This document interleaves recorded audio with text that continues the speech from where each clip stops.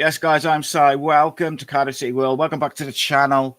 As this is Thursday Night Live. I am Si, as I mentioned. And if you haven't already, please do check out the special edition of Bluebirds Rewind that we dropped earlier on today, featuring Stephen McPhail and Gavin Ray reliving that historic run to the FA Cup final. And but tonight we're going to look ahead to the weekend. We're going to look ahead to the Mansfield game, and we're going to see. I'm sure we'll discuss Ruben Colwell's injury and a host of other things. But I'm delighted as ever to be joined. Welcome back to the channel, actually, because he went missing last week. It is none other than Mr. Aaron Anderson. How are you, mate? I'm very well. I'm very busy. The joys of looking after some elite sports teams has destroyed all my time on that. So now I'm back. Back with a bang. Great night yourself. Yeah, mate. Insanity. I don't know. There's just not enough hours in the day. Not enough hours in the day. But it's fun. It's good times, mate, because like there's so much. I keep alluding to it, but like there's so much stuff coming that I can't talk about now. But like when it comes, it's going to be so good for for Cardiff City fans, people who watch the channel. It's just going to be fantastic, and it's going to be enjoyable. And I'm hoping that those things will all be done and dusted and edited and out before Christmas for a little Christmas present, maybe. But we'll see. We'll see how these things progress. There's a lot of stuff. I'm going on a little road trip on Wednesday, which I'm looking forward to. So yeah, there's lots of stuff. But I suppose we better start. I don't want to talk about it too much because the boys talked about it yesterday, and I did a video about it. But it seems like Ruben's going to be out for about 12 to 14 weeks. Bit of a blow, mate, isn't it? Absolutely. Also an opportunity for others, though. It is. Yeah. It is. I think the worrying thing for me was how we fell apart when he went off, like from a build-up point of view on Saturday. And I know that it's in game, so it's a bit more difficult, and your plans change. But I'd be lying if I said I wasn't concerned by the decision to put David Turnbull in there. That was a weird one for me because for me there was 3 or 4 different options which were a bit more effective, but also a bit more like for like. But look, I thought David Turnbull actually in the second half did all right. Once Alex Robertson came on behind him, there was a bit more sort of tempo on the ball, and it's like you say, it's an opportunity for someone else. And obviously, you've got a couple of players in Omari Kellyman and Kean Ashford, whose preferred position is sort of in that number 10 slot, which they don't get a great deal of opportunity, or if any opportunity, to play there because of Ruben's importance to the team. Who would you pick? Like, if you're picking a side for Saturday, who's replacing Ruben in that side for you? This is where the gaffer earns his money, isn't it? You just said it yourself that you think you got it right the other day, but there's an opportunity again. I wouldn't be too against the change of shape and probably putting an Isaac up there, playing off a Salek style. I think you've got to give it a bit of a different option, haven't you? And I think we're overpopulated with quality in that squad. I'd like to think at this level. So even losing a talisman that is Ruben, you should be able to replace that with something of just a good quality. But I would like to see someone like an Isaac, or even try and get Callum, and go for a front two, and just I think so. There's 2 sides to that. Like, I really like the idea of Isaac Davis playing off Salic. I think that could work really, really well because Isaac will go in behind and he will give pace, and pace frightens defenders, but especially at this level. My concern is if you change the shape, is getting the balance right. You've got to have the right balance in midfield with just 2 in there. And I think people underestimate how much work Ruben does off the ball. So if you're saying, right, if let's say put the change of shape to one side for a second, if you drop in someone else into that number 10, just a direct switch, whilst I don't think they should be picked on their pressing ability, because ultimately, I've said before, I wouldn't mind if Ruben was allowed to cheat a little bit and he focused on creating and scoring goals, even though he offers a great deal to the side off the ball. However, the way that this side is built and the way that the system is built and the way that Brian Barry Murphy wants to play, we press in a 4-4-2, sometimes a 4-2-4, but generally it's a 4-4-2. And if you're number 10, as seen with David Turnbull in, that first half on Saturday, if your number 10 hasn't got the mobility and the legs to press as you kind of have done all season, it does create an opportunity for the other team to get the ball into the channels quickly, or to switch play quickly, because they haven't got the same pressure on them on the ball. Now, Amari Kellyman is the one that everybody is kind of going, well, he'll be the obvious one to go in and play in his normal position. However, I agree, from a creative standpoint, I would really like to see how he gets on. I do think he may, or not even that I think, I kind of hypothesize that he might struggle physically against the centre backs because he's quite slight. But I think he definitely is not going to press to the same levels that Ruben does, which fundamentally changes the way the side is set up. So, as you said, the manager's got to earn the big bucks. I think Kean Ashford gives you a bit more kind of like for like in terms of the off the ball stuff. And he did quite well, Kean. He did it for Omar Risa, didn't he, towards the end of the season last year, played in the 10, and he did it all right. So, and there's, I think, an option which people haven't talked about as much is Joel Colwell. I think he offers you something different, and I think he does, press, and he's aggressive. He wins he wins the ball in the final third quite a lot, and turns the ball over, and he can carry it. So I think he's a really interesting option. He also took his goal very well on Saturday. But I'm quite intrigued by it, mate. I am. I'm really intrigued by it. And I want to talk about the midfield in a minute. But just in the number 10, like, what do you make of what I kind of just hypothesized? No, I'd absolutely agree. What's the alternative? Playing, a good friend in midfield. I'm not a fan. I just think we need to be aggressive. We need to be on the front foot.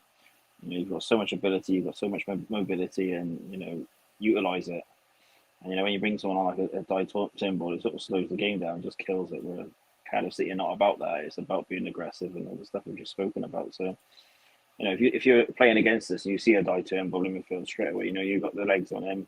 City are trying to set up in a certain way. Whereas if you put someone in who's got a bit more about him, a bit more of a bite and aggressive, that sort of just sets a different tone, doesn't it? And also gets the fans off it, out of their chairs. I think that's what we need to be doing, especially this time of year. The grass is wet, it's cold. We need to be getting goals on the board at the top of the league now. Let's start stamping the authority. Yeah, I thought on that tempo side of things, I thought Alex Robertson made a massive difference on Saturday, because what he does is when he gets on the ball, he'll give it, or even if he just recycles it back to the centre back, he does tend to look forward, but wherever he passes it, he moves into space to get it back, no matter where he is on the pitch. And that is massive. You've played football as well. It's massive for tempo, where you've just got someone who's, gets the ball under control quickly, moves it, and then wants it back, because it just ticks things over really quickly. And I think that makes a massive difference. Now, the pass is only as good as you're running it. Yeah. Is the obvious answer then Alex Robertson goes into the 10, which I personally don't like. I think his best games have been when he got the pitch in front of him and he can do those little passing moves. Whereas when he's sometimes got to take it on the half turn or with his back to goal around the edge of the box in those little pockets, I didn't think he was as effective as he was when he came from a bit deeper and arriving onto the ball. Now, some people will disagree, but that was my sort of feelings on it. But I think Alex Robertson has to start on Saturday. Now, Joel Colwell, I think, has got that gash on his knee, hasn't he? So I think he's probably doubtful, or at least might not start the game on Saturday. What did you make of the midfield? What did you make of Ryan Wintle's return to the side after a bit of time out? How did you feel? It was needed, wasn't it? You could see that the midfield was struggling, and for all the negativity about Wintle, he leads very well. He knows when to sort of drop into that space, and he's decent on the ball. I've just listened to what you said about the Robertson element, but how about a Robertson and a Colwell in a deeper role? That offers that bite, that guard, and that sort of aggressiveness. So many options, aren't there? I think that we've got the midfield wrong for the past couple of games. I think we're almost sort of like I just don't get sometimes the selection of Brian.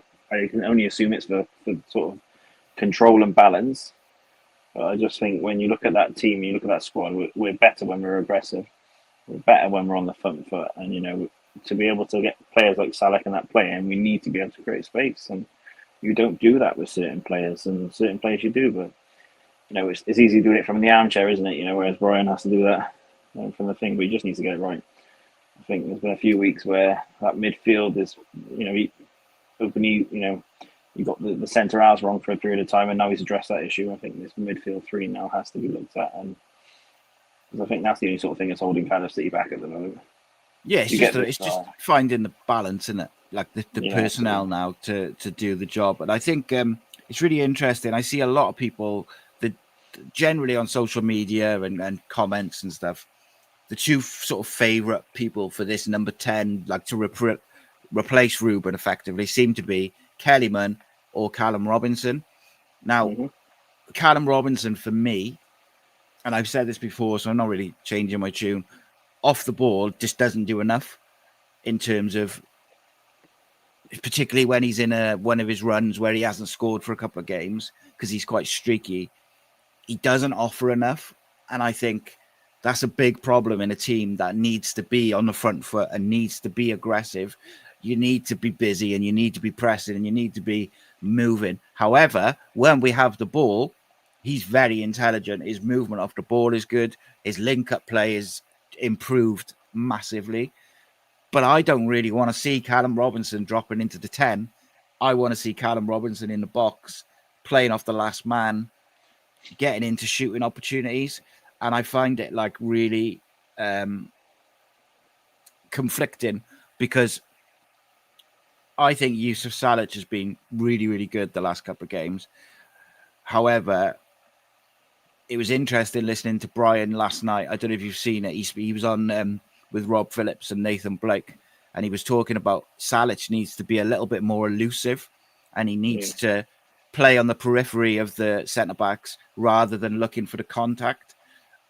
And then he feels that will allow him to, one, get more fouls, because referees apparently have been given an instruction now whereby if the ball goes in the air and the centre-back has the striker pinned or the other way around and they're both kind of grappling, they just let it go and they don't give anything, which means, and as we've seen, it means Salic is never going to get a free kick, or very, very rarely. So it was kind of interesting listening to the manager say about how he just needs to be a bit elusive, play off the shoulder and out of the centre back's vision. That's easier said than done if you're the only forward against three centre backs, because you might be elusive to the centre back, but the left centre back can see you, or the right centre back, and vice versa. Go on. Sorry, just saying, touching on what you said about Callum as well, is that we're talking about replacing someone of Ruben. Has Callum got the same legs as Ruben? Probably not. Can Callum play as many games as Ruben? Now Ruben's going to be out for a period of time. Probably not. You're not going to get that same like for like. So we're not going to have that sort of same balance and step into the next game playing that same sort of way. And that's the sort of problem that we're going to face at the moment, is that, and also the fact is that Callum is probably, we talk about who's the better striker between him and Salah.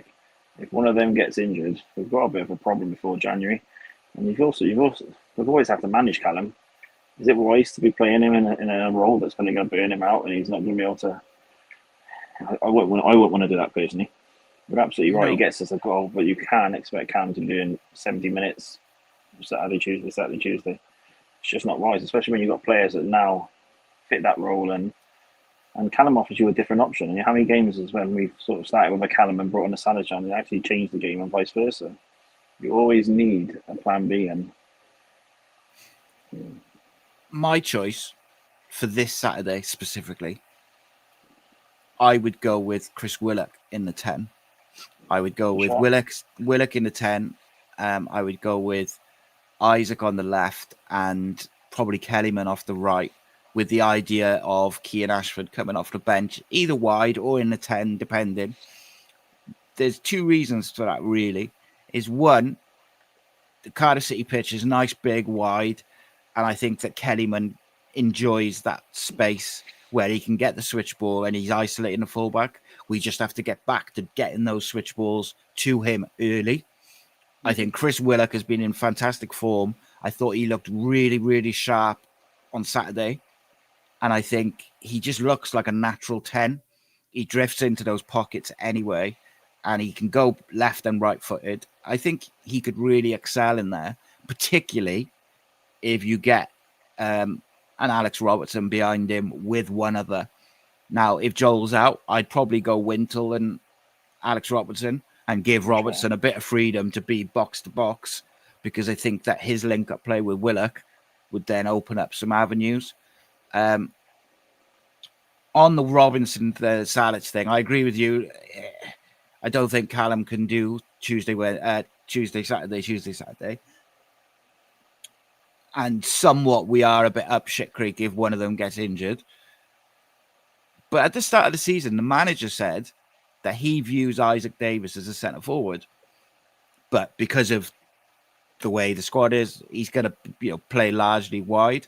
So I do wonder if one of them gets a knock or we need something different, we may see Isaac through the middle. But I agree with Jonathan's just said in the comments.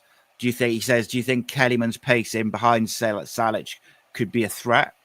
I actually do think an Isaac or a Kellyman off Salic could be really, really good, really positive. I just wouldn't do it for this particular game. For this game Saturday, I would play Kellyman off the right, because I watched him really closely at the last home game, which feels like it was last season. It was so long ago.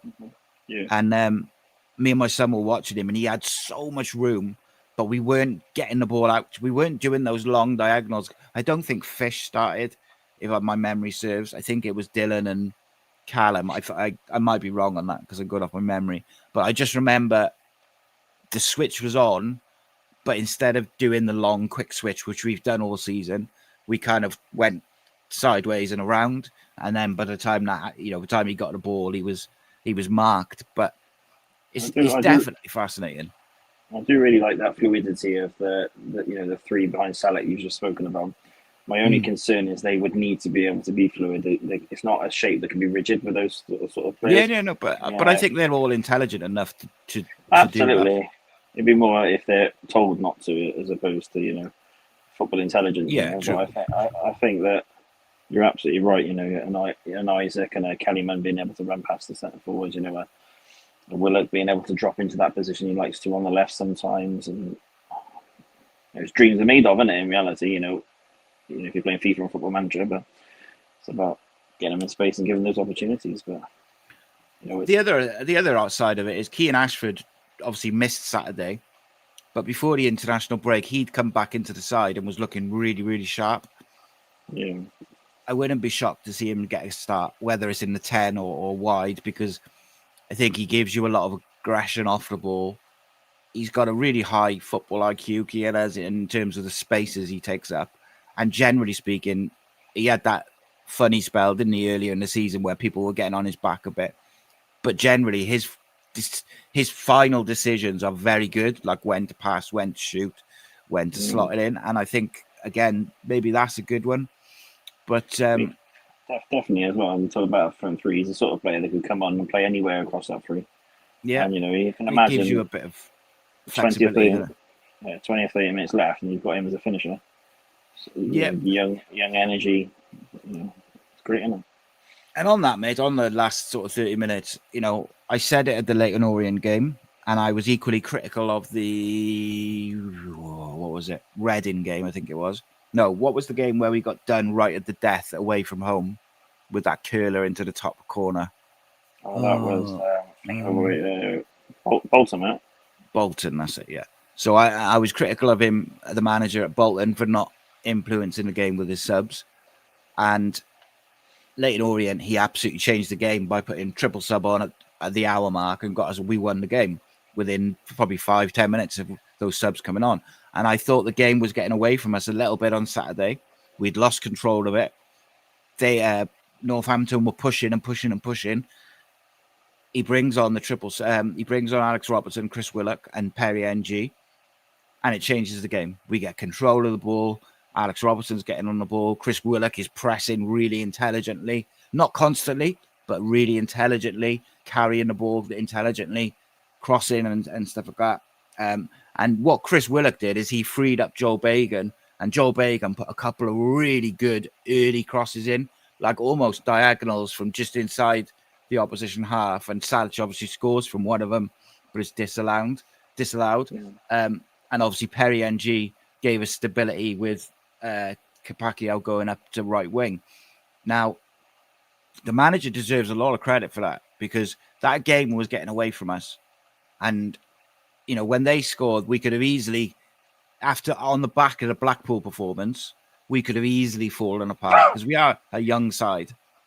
And, the subs and the likes of, the Ryan Wintles, the Alex Robertsons, just calmed everything down, get hold of the ball, Perry NG as well. And I thought Callum Chambers was excellent as well.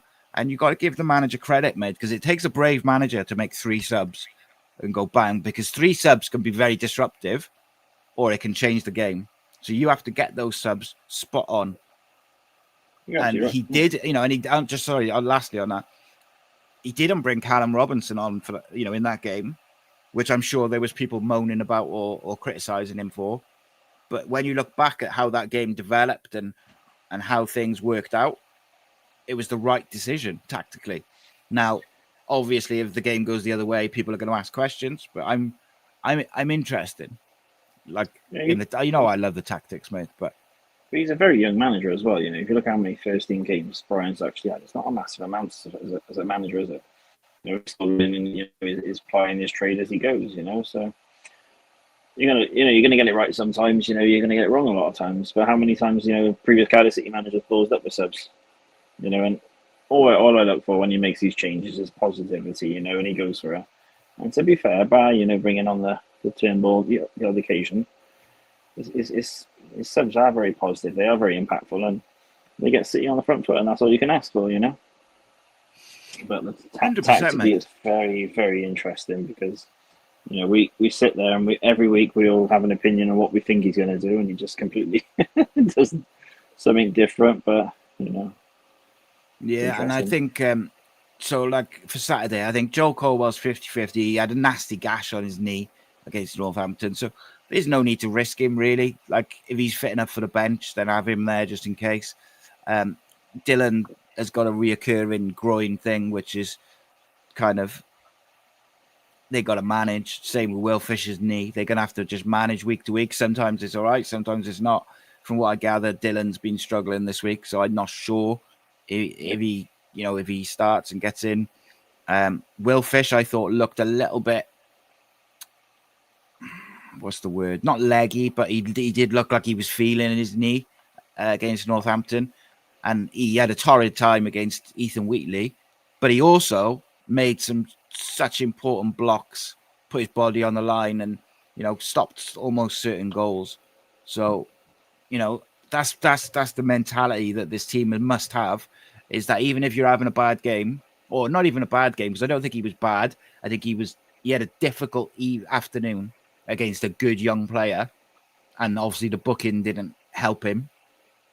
But he stuck with it, and he made sure that until he went off, he put his body on the line. He made important blocks, important tackles, never switched off, never kind of got in his own head about, this, that, and the other. And that's the mentality that all this team has got to have. These young players have got to, regardless of how you're playing, individually or collectively, you've got to remain switched on and remain determined. And that Northampton result was really pleasing for me, mate, because we absolutely capitulated against Blackpool, let's be honest. Tactically, we capitulated. Collectively, we capitulated.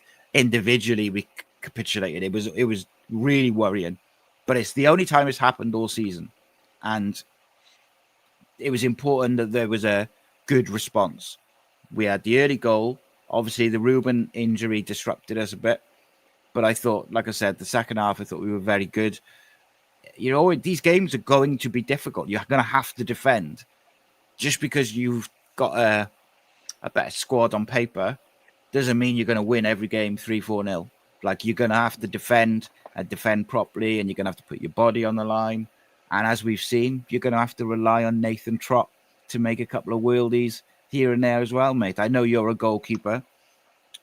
Is Nathan Trott a League One keeper, mate? Absolutely not. His pedigrees can be different. You look at the lower sort of leagues, don't you? You expect it's more like area, and you can see where he has got to develop on. I think it's more that box management, and a little bit evident of his distribution. But I think confidence, what he gives, the players in front of him, I think he's unreal. You definitely got a top end championship keeper, but like that guy, probably under the right stewardship, can probably go as high as he wants. But where does he rank amongst the Dave Marshalls, the Tom Heatons, the Neil Etheridges, the Neil Alexanders of Cardiff City? I think he's the best. I think he's the best keeper we've had since Marshall, mate. I do. I know Etheridge was a good shot stopper, but I just think Nathan Trott all around, because I think his distribution is really good as well. He's comfortable with the ball. Huh? Yeah. So he has his moments, but I know exactly what you mean. Like when he's on the ball, I don't panic. When Halveth or Alnwick used to be on the ball with the ball at their feet, I used to think, oh my God, we're going to concede a goal here. Whereas with him, I don't think that. And he's made some unbelievable saves. That one, where he's going the other way and he sort of sticks a hand out and it goes agonizingly by the post. That was real class. But you know what, mate? That wasn't even his best save this season. There was one, which game? I think it was Leyton Orient. It might be a different game. But there's one where I think it's like a bit of a pinball and it falls to a striker. It was at Cardiff City Stadium. Falls to the striker on a penalty spot. He side foots it and you just think it's a certain goal. There's bodies in the way. I think Trott had already been down and he kind of gets up and he dives like full length to his right-hand side and palms it round the post. But it was how close it was, the speed of it, the bodies in his way, the fact that he'd been on the ground, like all of those things combined. And me and my son would celebrated that like we celebrated Yusuf Salic's goal. Like it was just unbelievable. You can see what's very good about Nathan is his confidence and he's just how chilled he is, because that's great for developing younger players, especially like the Dylans that are playing in front of him. Because it absorbs all that pressure. Because you make a mistake, and you've got someone behind you who's just going to be able to sort of mop that up. So it gives you almost that freedom to be able to have these sort of moments. But, what makes it better as a goalkeeper is you look at some of the more elite keepers, and they've got that persona that they sort of go around their business very quietly. They don't sort of celebrate too much, and they're an integral part of the team. But they're also very in the background, and he's very much of that ilk. Yeah, he's the sort of guy that just the things he does and just does it. I'm doing my job, and that's it.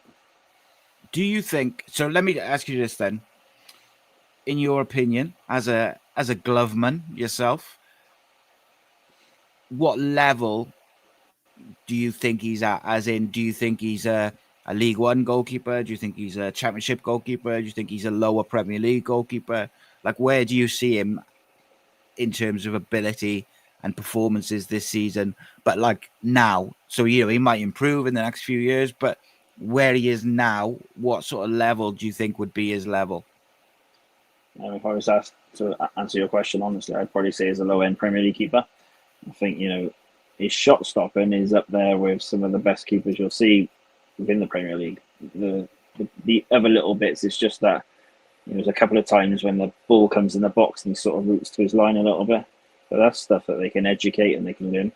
But the reality is, if he was doing all that guy's playing for Man City or one of the bigger clubs, his shot stopping is second. And then you look at it, and he probably has the same sort of confidence from like the centre halves would have with Donnarumma, that sort of level. You just know that you probably feel indestructible. Everything that goes past you, he's saving anyway. And we're blessed that we've got him in League One. You look at the Championship. How many of those keepers would you pick over? The Trott? You wouldn't pick many, would you? And that's the reality of it. And if we can go up this year and when we purchase Trott on the sort of fee that's been quoted, my God, what a foundation to build a team on. And 27 years old as well. Yeah, go on. I'm just saying, at 27 years old, you've got the best part of his career. Goalkeepers don't start maturing until about 29 years old. And the thing is, mate, as well, right, is the club and the board have taken a lot of stick over the years, rightly, at times. But what a bit of business that'll be if we do go up and we sign him for that fee. Like, what a bit of business that is. Like you said, he's not even into his prime years yet. I tend to agree with you, just for the sake of the conversation, that like lower end Premier League is where I see him. I think he's way, way beyond League One, and whoever's decision or whoever scouted him or whoever sort of came up with the idea of like, this is the keeper we should sign. What a fantastic decision. And I'll tell you something else, mate, as well on that is fair play to Brian Barry Murphy, because he had two experienced keepers in his squad in Howworth and Alnwick. And he said, no, I'm going to play Matthew Turner first game against Peterborough, who did very, very well. He's done very well in all his games he's played. And then he said, no, I want another keeper, and then those two will be my keepers.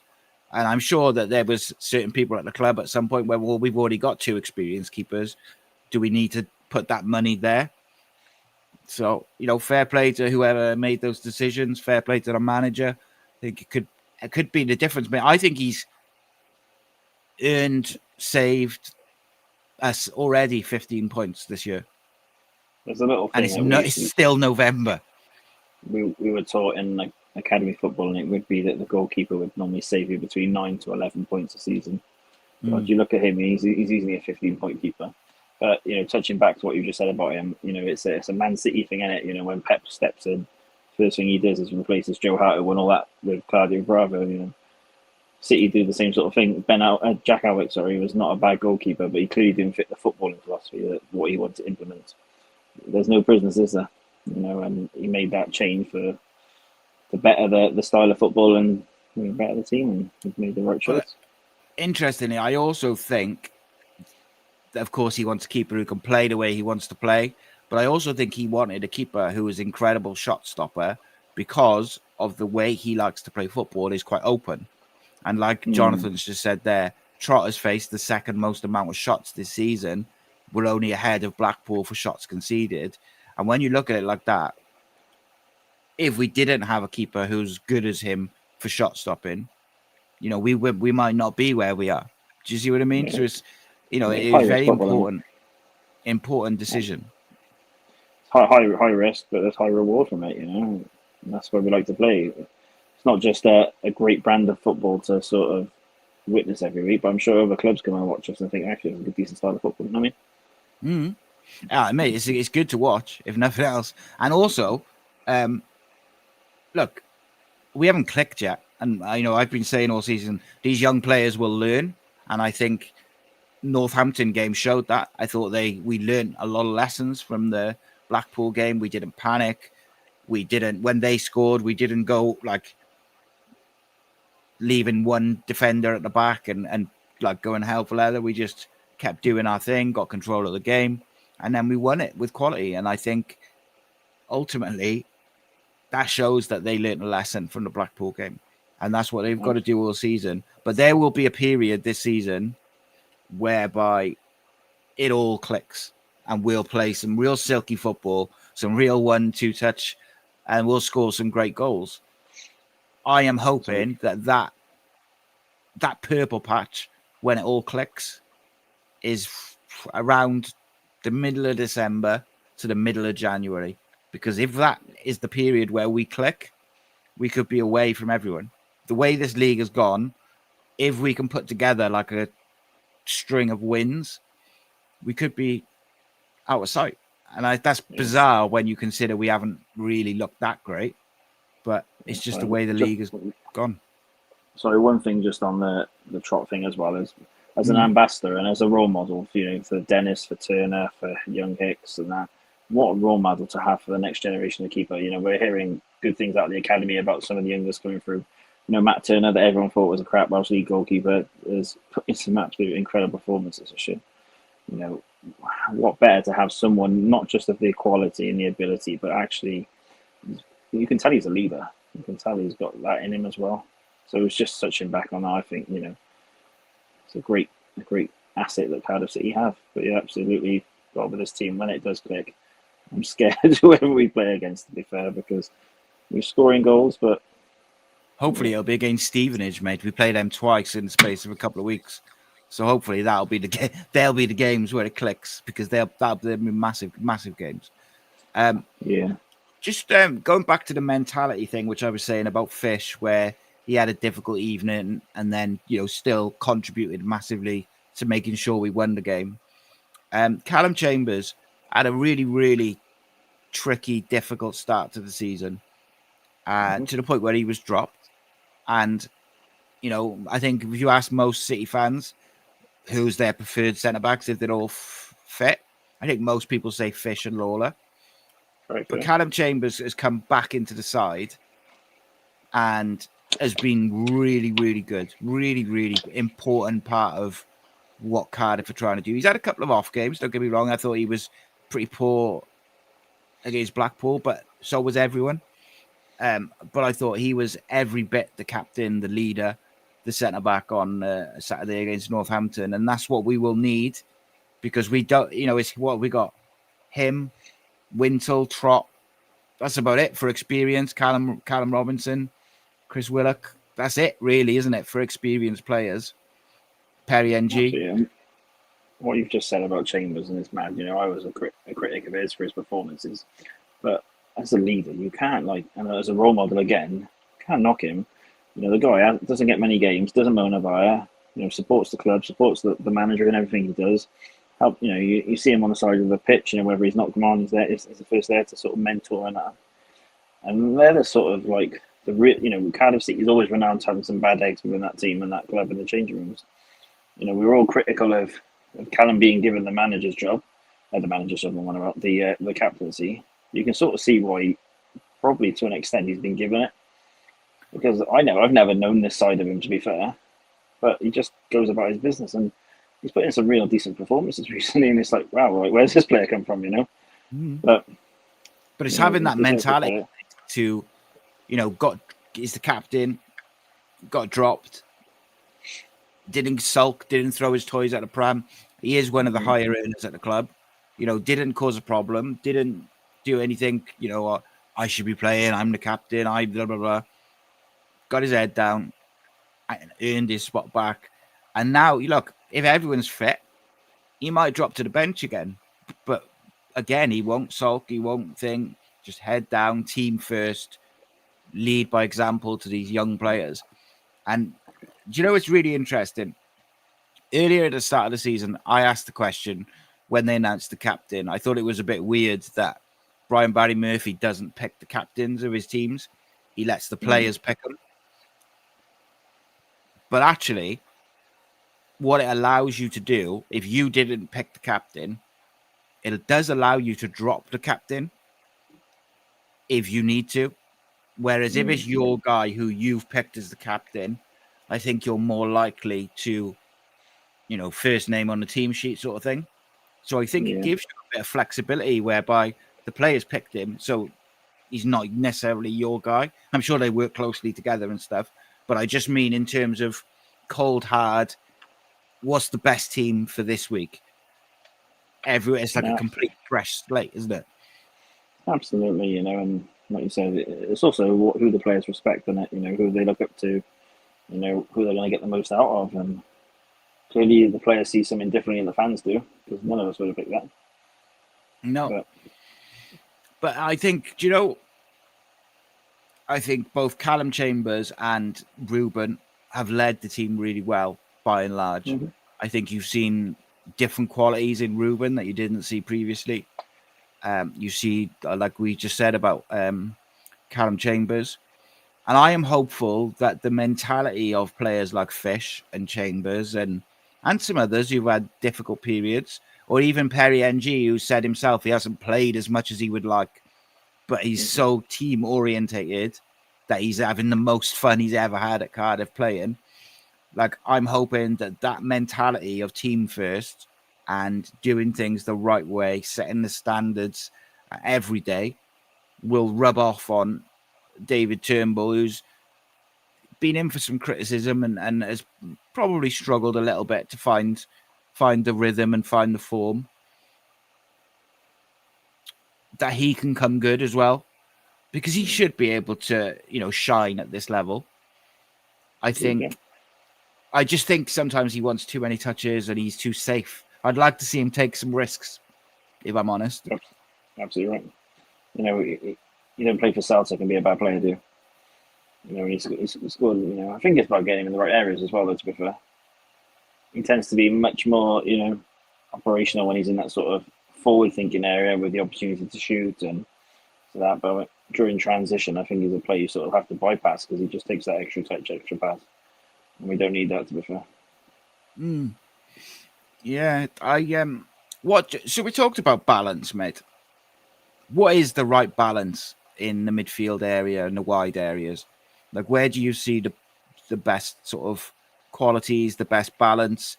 Because I hate inverted wingers, but I actually think we look most balanced on the left when Kean Ashford or Chris Willock play there. Joel Bagan provides the width. And I always think we look really well balanced then, because Joel Bagan is very, very good at deciding whether to hold, whether to invert, or whether to overlap or underlap. His decision-making in the movement is really, really impressive. And also his decision-making of when to work it wide, when to recycle it, or when to put it in the box early or switch it is really good. Is quite a high football IQ sort of for his decision-making. So I actually, even though I hate inverted wingers as a general rule, I actually think we look most balanced with a right footer on the left. Yeah, I would agree with that. You talk to me. Tell me about what's your perfect midfield and wide areas for Cardiff to get the best out of this team? Just touching on what you said, I'd agree with the Willock element of it. Yeah, inverted on the left-hand side. I think the right-hand side, the balance has gone since Tanner went out of it. I think they've been trying to find someone. When Tanner and Capaccio were on that side, you never worried about the right-hand side. It was more the left-hand side being the problem. But that injury really stung us in a horrid way. Me, it depends how if you're playing that three, in my opinion, I think you need that energy, you need that forward thinking and that drive from the midfield and legs, aggressiveness, tenaciousness. That, for me, there's only certain players at our club that have that. So to me, our mid 3-3 picks itself. But the forward thinking, I'm not too much on this inverted and players getting past them. What I like to see is creativity. They're professional players for a reason. They have that ability to be able to make those decisions. What I would like to do is, this is the front three. Okay, you're playing off Salic, but be fluid. Use your own footballing IQ. Create yourselves. We'll give you the tools to do the job and do it. That's what I like to see. In my opinion, I'm not a tactician as such. I just like players. I like to. A fan of football. I like the players to conduct themselves and show why they're professionals. But I think we've got that in abundance at our club. Yeah, it's an interesting one. So, what did you make on that then? Let's kind of build on that. In the second half against Northampton, we saw Perry NG come in because they were getting in down the channel. They were quite physical in that channel. Perry NG comes in and does a good job. Mm-hmm. But he doesn't take Capaccio off. He moves Capaccio to the right wing, obviously with his pace and his ability on the ball.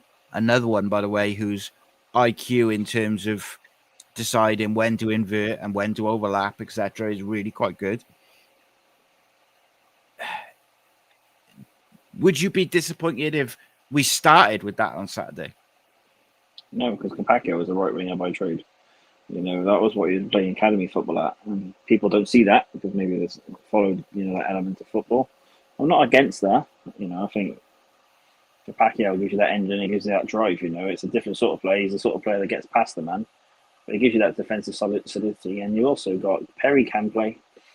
When Perry is having, a positive time, some of the moments as Perry nutmegs, some of the goals that he's scored in the last couple of minutes when he's broken into the box and he's having nosebleeds at that end, he's got an abundances. But I think Perry's issue is consistency at the minute. And probably adapting to, he's been here, 3 managers, maybe 4. He's trying to, absorb all that. But I'm not against it. I trust what the manager picks. I trust the way he sort of sets up and plays.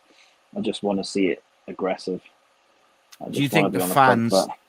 Do you think if we went with that at home on Saturday, the reaction would be somewhat negative because they would feel that it's a defensive choice at home? I can get from the selection, yes, but selection is one part of it. It's the application. If we're on the pitch and we're trying to apply ourselves on the front foot and we're trying to look, trying to conduct an aggressive play, and Perry gives you an out ball option and someone that can pass the ball, you know what? Those opinions should only be short lived, and that's the thing about it. It's we'll all have an opinion, when the teams are announced at 2:15. But we wait for that first 5-10 minutes into the game. If Perry puts in one big challenge, or he puts a through ball in, or has a free kick, that perception changes. If Capaccio has a long busting run down the wing and puts a decent cross in, he's got a couple of assists this year. So why can't he play up there? I just think, yeah. Got 2 assists on Saturday. You're absolutely right, mate. It's just it's team mentality, and it's got to be the best for the team. But, yeah. It's not Perry we're talking about earlier in the season that's been what everyone deemed piss poor. Perry's actually playing better. Well, he looks happy, mate, doesn't he? Yeah, that's the thing. He's conducting himself very well. So players are picked on merit, not by. The one name, or one of the names that I really want to see in the side on Saturday from the start is Alex Robertson. I think he's looked pretty sharp, and I just think that element of pass and move. It's a very basic trait in terms of it's like one of the first things you learn, isn't it, as a young footballer, as a kid, pass and move. But I just think that at home, it will automatically build tempo. And I think one thing you could be possibly disappointed with at times this year is when we've needed to start at like a high tempo, we've kind of gone a bit more for control, possession, rather than, at home, I think we've been largely more aggressive. But I think most people feel that when we play at a high tempo and when we're aggressive and when we start fast or when we play fast, we kind of look like we could blow teams away. But we never seem to do it for a sustained period. Now, that could be it's just physically very demanding and very difficult to play and press and work at that level of intensity constantly for 90 minutes. It's like they're human beings at the end of the day, and there's going to be cycles where they sit in and they get their breath back and stuff. But I think by and large, we look like a different team when we move the ball off minimal touches. We press high and we press as a team, and we rotate. There's a lot of rotations within the group. Whoever's in the number 10 is usually Ruben.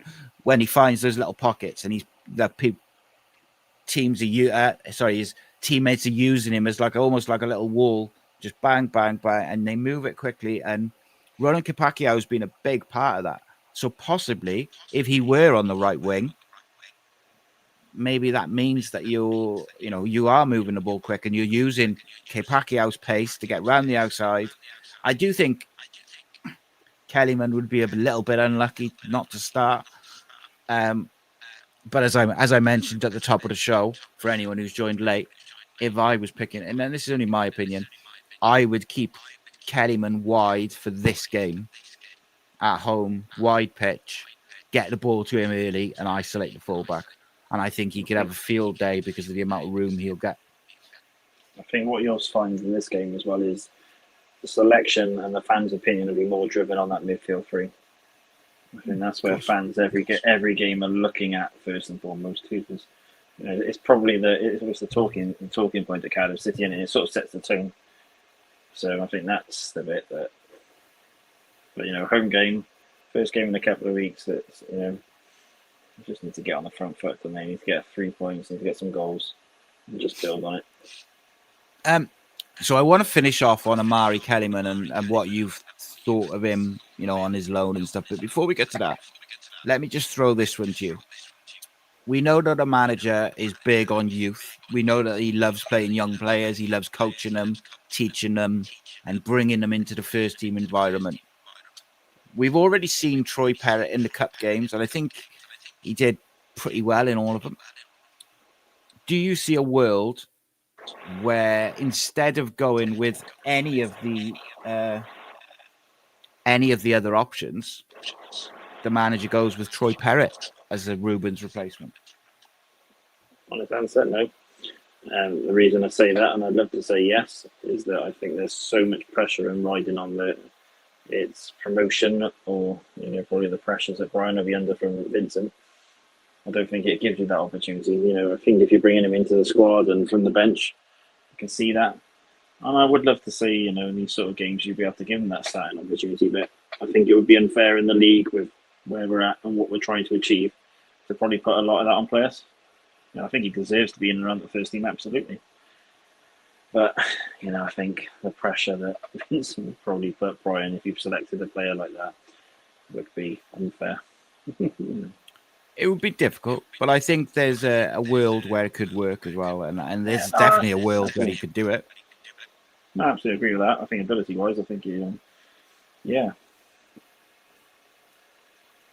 Sorry, I had a bit of echo and feedback in my earphones. I don't quite know why that suddenly developed, but I'm going to wrap up now anyway, mate. But I tell you what, I'm going to obviously tomorrow lunchtime we'll have the full preview out, and then tomorrow night we have a look at Brian Barry Murphy versus the Mansfield manager and a little tactical view. And then, of course, Saturday we'll have Matchday Madness and then the 1927 Club for all your post-match reaction. Aaron Anderson, give me the first goal scorer and your score prediction for Saturday.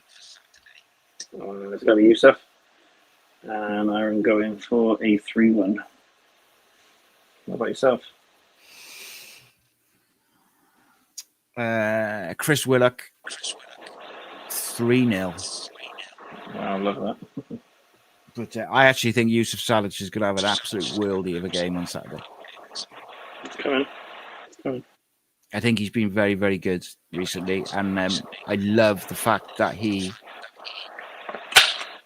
hasn't been losing his temper with the fact that he's getting the absolute crap out of him and the referee's giving him nothing. I did enjoy his celebration with winning that free kick. So funny, mate, that was. But like, it's up there, mate. Being able to control yourself is massive.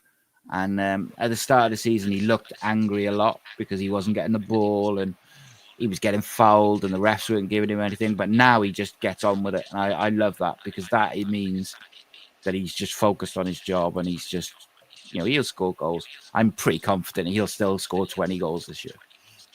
Yeah. Right, mate. Finish us off with this. What have you made of Amari Kellyman so far?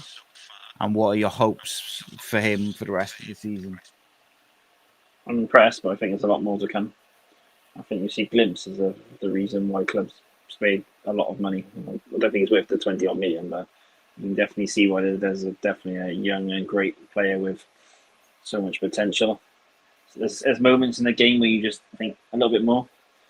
Just a little bit more. I think he needs to increase his appetite for chasing back as much as he wants to go forward. And there's a few times where I don't know if it's due to the old injury, he just doesn't want to sprint. But the quality and the skill levels there is unreal. And even watching the training videos, you think, wow. But I think this is that sort of time now, isn't it, where I can't see him being recalled, so he's going to be here for the season. This is the sort of time now where he'll start to win his bread and butter, and I think he'll hopefully kick on and prove to them why, if he has any aspirations of playing at Chelsea, then he's got to show he's better than League One than me. So he needs to kick on now. Yeah, he shown glimpses. I thought the Wrexham game was by far his best game. He looked sensational in that game, which is obviously a big game for him to perform in. But we've seen bits. I tend to agree with you. Sometimes I felt like he leaves a bit of at least Capaccio exposed a little bit. But I think there's a nervousness about fully. I don't think we've seen him at full sprint yet. I think he's got a definite, and it's understandable. He's had surgery on his hamstrings. Like he's clearly going to be mindful of it, isn't it? It'll be interesting now with Tanner coming back. Oh yes, because he'll be very, very keen to get his place back in that side because he was playing really well at the start of the season as well. Probably the best I've seen him play consistently. So That'd be interesting, mate. And you never know Absolutely. who might come in the door in January as well. Yeah, absolutely. But until then, mate, I'll bid you farewell. Please do check out the video we dropped earlier with Steve McPhail and Gavin Ray. Look out for the preview tomorrow. And tomorrow night, the managers will go head-to-head and we'll have a real tactical deep dive video. Thank you, as always, for the support. Keep the faith. And myself and Aaron and everyone else will see you on Saturday for the game. Nice one. Take care, guys. This channel is powered by an incredible membership community on Cardiff City World and patreon.com/AcePodcastNation. Becoming a member unlocks exclusive rewards from early access to live event tickets, bonus content, and even the occasional inside transfer scoop when we get it. But more importantly, it allows us to bring you top quality Cardiff City content 7 days a week. Across those 7 days, we're talking match previews, exclusive interviews, instant match reactions, the breakdown podcast, tactical deep dives, the Spotlight series, Bluebirds Rewind, Academy Focus, and just so much more. Led by myself, backed by an army of passionate Cardiff City fans, this is content created by fans, for fans, balanced, professional, and 100% all about the club we all love. If you enjoy what we do, then join the community today and support what we are doing as we help to keep Cardiff City World flying high.